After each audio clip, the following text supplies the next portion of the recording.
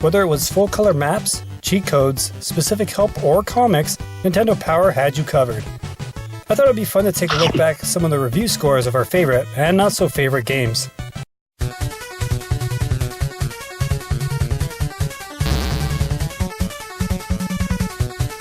Ninja Gaiden is the cover boy this month, sporting some guy in a black ninja costume pretending to be Ryu Hayabusa. Inside, we get treated to a lot of all-time classics for the system.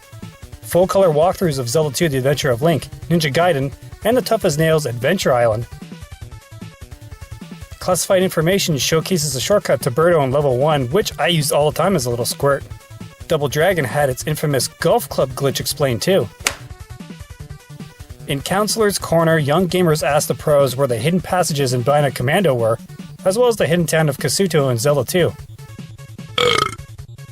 In the top 30, Super Mario 2 ruled the roost at number 1, with both Zeldas in 2nd and 3rd place respectively. Lots of Zelda love in this issue, eh? But now, let's turn to the previews section and check out those review scores. Strider gets the honor of being Nintendo Power's very first scored game. You play as a ninja assassin with cool abilities and can beam down to Earth from a rockin' satellite. And what a soundtrack to boot.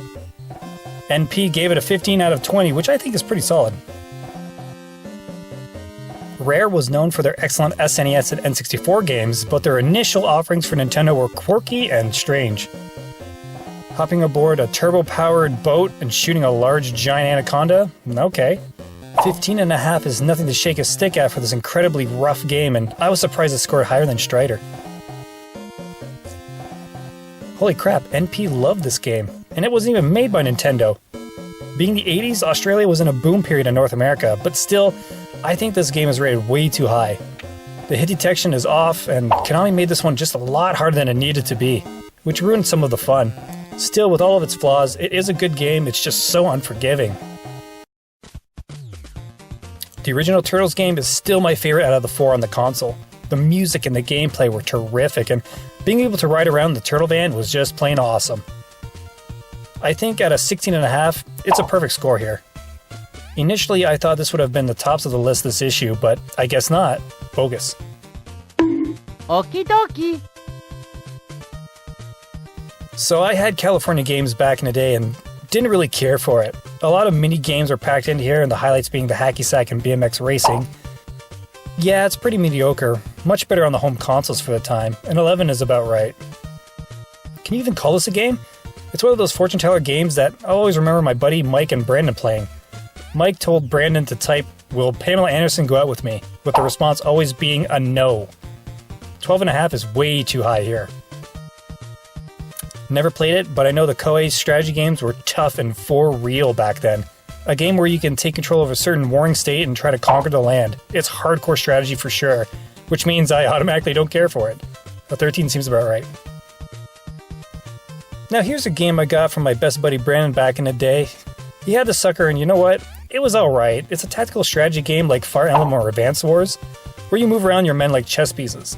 NP seemed to enjoy this game way more than I did though. Poor Mappy. Seems the reviewers didn't like this one. I always had fond memories borrowing this game from my uncle and liking it because it had a mouse as a hero. But sadly, it's at the bottom of the barrel in this issue.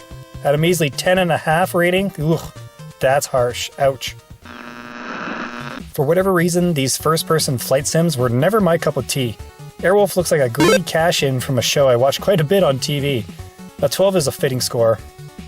Not a lot of people talk about the Predator, which is a shame because it has some good things going for it, most notably the boss fights with the bigger looking sprites. I was surprised it got as high a score as it did, quite honestly.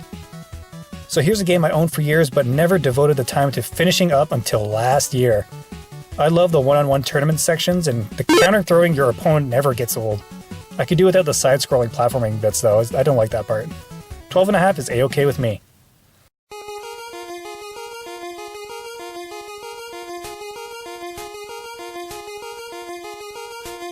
So surprisingly, Bayou Billy is at the top of the list with TMNT, Cobra Triangle, Desert Commander, and Strider all in the top 5.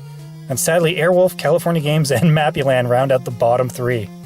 So what did you guys think? Did Nintendo Power get it right? What scores would you have given some of your favorites or least favorites? Let me know down in the comment section below.